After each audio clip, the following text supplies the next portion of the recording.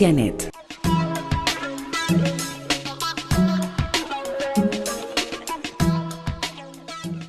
Queridos amigos, como les dijimos, estamos con Guillermo Eccioraza, decano de la Facultad de Arquitectura y coordinador del Foro de la Construcción, que integran las principales entidades y sectores de la construcción de Mar del Plata. ¿No es así, Guillermo? Sí, es así. Te agradezco la invitación. ¿Quiénes se integran en el Foro de la Construcción? Colegio de Arquitectos, Colegio de Ingenieros, Colegio de Técnicos, la UOCRA, la Cámara Argentina de la Construcción, el Centro de Constructores y Anexos y los de la Cámara de Desarrolladores Inmobiliarios.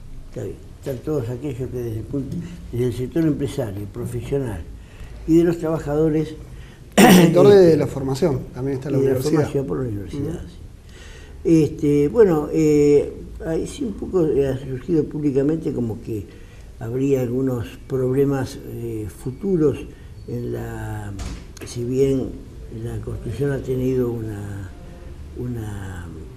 desarrollo bastante interesante en el último tiempo, que ustedes visualizan problemas futuros. Contarnos un poquitito cómo es el tema para un sector que realmente es un instrumento y una palanca de reactivación del mercado importante, ¿no? Sí, importante. Hay que tener en cuenta que el capital que moviliza la industria de la construcción, en alrededor de un 50% se traduce a empleo directo, ¿no? Y el otro 50% tiene que ver con la movilización del comercio, el insumo y todo lo que tiene que ver con el sector inmobiliario también, ¿no es cierto? Así es un sector que cuando levanta se nota y cuando cae también se nota. Sí, además cuando en el país no hay muchas veces, el ahorrista no tiene demasiadas alternativas de inversión, ¿no? Es decir, el plazo fijo, y cuando el plazo fijo se viene abajo porque se refugia en el dólar, y si no se refugia en el dólar... en las letras, que también tienen otra... Pero hay mucha gente que tiene ese concepto que lo importante que nunca voy a perder es con los ladrillos, ¿no? Sí, para nosotros el sector se financia fundamentalmente con ahorro. Claro. Es decir, con capital de inversión mucho más que con crédito. Yo noto que se ha construido mucho en Mar del Plata en los últimos años, 3 o 4 años. Sí, yo diría en los últimos 10, 12 años se ha construido mucho y se mantuvo alta la dinámica del sector. El año 2016 bajó mucho la obra pública, vinculado al cambio de gobierno y a la revisión de las políticas, de lo que estaba en proceso y de lo que había que iniciar. Y este año, en el 2017, se notó un repunte y una recuperación de la obra pública. La obra privada, estábamos terminando las obras que están iniciadas y con algunas preocupaciones vinculadas a los servicios y a la energía, que son un obstáculo importante para que el sector se desarrolle en los próximos años. Yo recuerdo que hace, creo que 2 años, con el ingeniero Canepa, que era en ese momento presidente del Centro de Constructores, él estaba en una situación tremendamente crítica, el problema del gas. Sí, sigue igual. ¿Sigue igual? Sí. En ese momento nos contaba que el tema del gasoducto que tenía que venir de Tandil para ampliar la capacidad de distribución del gas era el problema, ¿no? Sí, lo que se avanzó en ese sentido es que en el presupuesto se incluyó una partida en el presupuesto 2017. Provincial. Provincial, 2017 se incluyó para hacer una partida que se dividió en 3 licitaciones. En una licitación se compró todo lo que es el equipamiento que le da presión al gasoducto. Otra licitación fue para comprar los caños, que tienen una tecnología específica, porque son muchos kilómetros de caño. Y no solamente son los caños, sino todas las piezas de conexión de un gasoducto. Y otra tercera licitación para la mano de obra. Las 3 licitaciones se realizaron durante el 2017, pero todavía no inician los trabajos. Y los trabajos para todo el gasoducto va a llevar 10 meses si hay buen clima, y puede pasar 12 o 14 meses. O sea, 10 meses para las 3 instancias. 10 meses para que se construya. Es decir, ahora tuvimos un año en el cual se licitó. Y hace falta un año para que se construya, y todavía no se iniciaron los trabajos.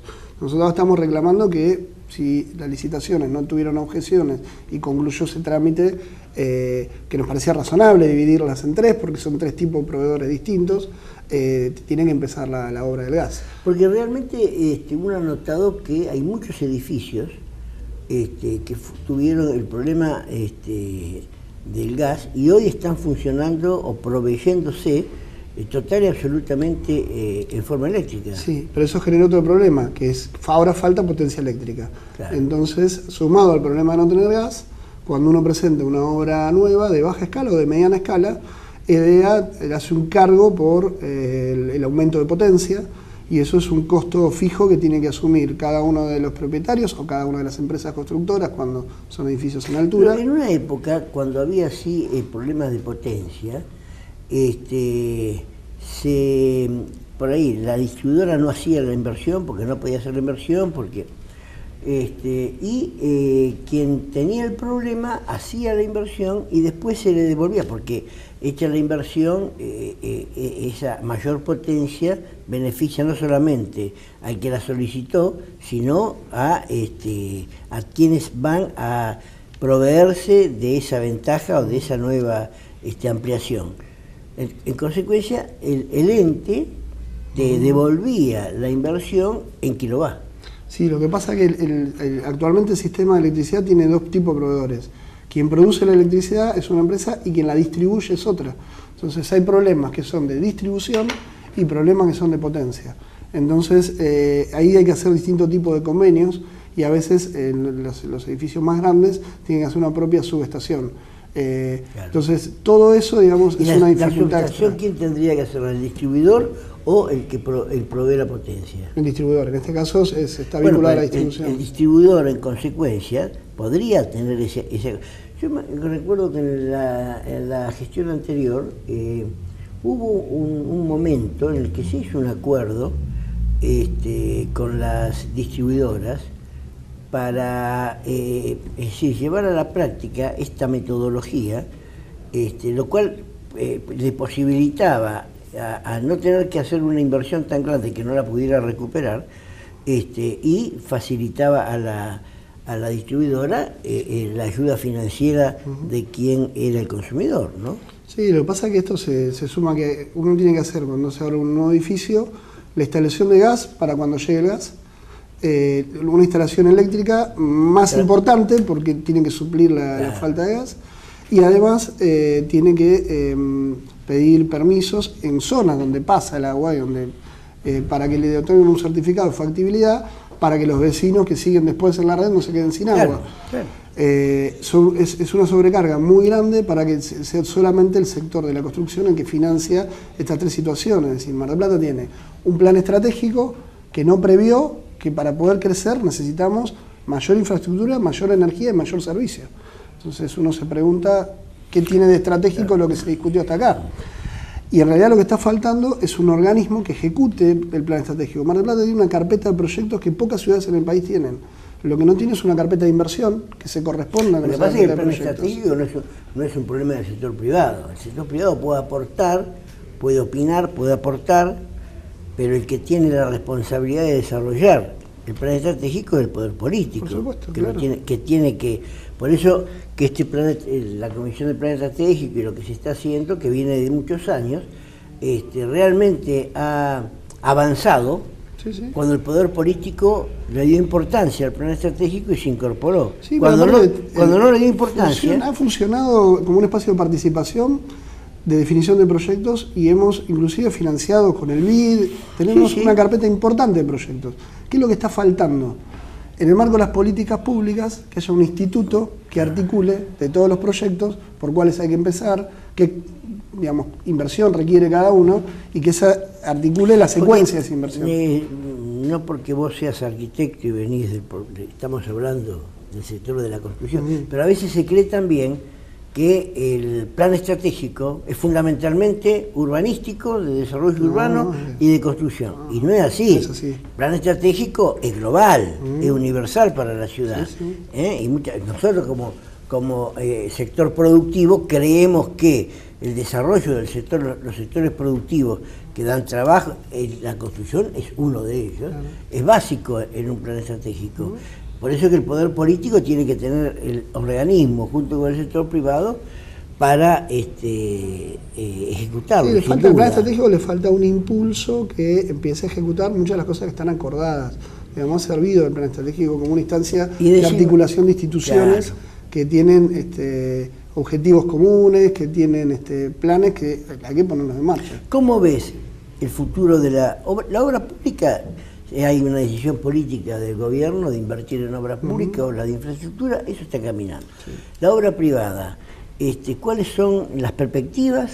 ¿Cómo ves a los inversores privados respecto a ello? En estos momentos, si nosotros no solucionamos el problema de la falta de gas, el problema de los costos iniciales, que generan un costo financiero porque hacen una sobrecarga en la inversión inicial, mucho antes de poner un ladrillo hay que desembolsar mucho dinero para empezar. Pero además entender que en términos, digamos, del sistema económico, el capital busca mayor rentabilidad y menor riesgo. Y estamos perdiendo rentabilidad por estas circunstancias y estamos además incrementando los riesgos. Claro. Entonces lo que está ocurriendo es que el capital que estaba dentro del ciclo, digamos, que se renovaba en la industria de la construcción, se está yendo hacia variantes de menor riesgo y de mayor rentabilidad. Claro. Por ejemplo, los bonos. Claro. Entonces, bueno, eso hace decrecer el sector y eso impacta social y económicamente a toda la ciudad. Transferencias de inversión del sector productivo al sector financiero, que es el que no produce para el país. Absolutamente. Por eso el reclamo nuestro, cuando se trató del presupuesto municipal en la última audiencia, es que se entienda que el presupuesto municipal es un instrumento que puede promover políticas públicas o que también puede obstaculizar determinadas situaciones para el sector. Si nosotros no disminuimos los costos iniciales para el sector de la construcción, lo que va a profundizarse es la transferencia del sector productivo al sector financiero. Y eso es un problema que rápidamente en la industria de la construcción, como pasa con gran parte de las industrias de la ciudad, impacta socialmente, porque hay gente que se queda sin trabajo. Sin duda. Guillermo, gracias por tu presencia y por esta charla que esperemos que les sea de utilidad en el conocimiento de nuestros televidentes. Bueno, le agradezco la invitación y es un gusto. No hay contrario. Enseguida volvemos con ustedes.